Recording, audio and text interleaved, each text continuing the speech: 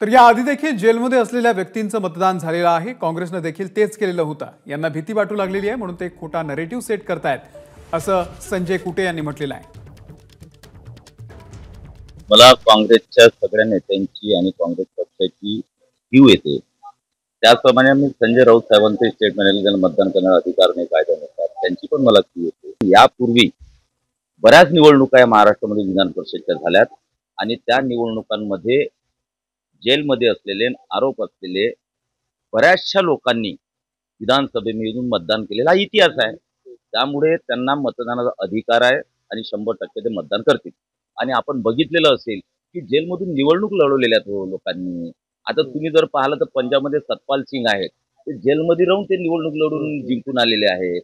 त्यामुळे उगीच काहीतरी खोटा नेरेटिव्ह दिवसभरसाठी चालवायचा, यांना काही पॉईंट नाही भेटला की या पद्धतीने खोटा नेरेटिव्ह दिवसभर चालवत राहतात।